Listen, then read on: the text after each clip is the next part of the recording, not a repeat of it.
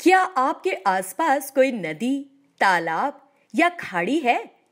वहां इनमें से कौन से परिंदे आपको दिखाई देते हैं? पानी के जराए के पास जाने पर उनका मुआयना करें। इन परिंदों को तलाश करने और उन आवाजों को सुनने की कोशिश करें।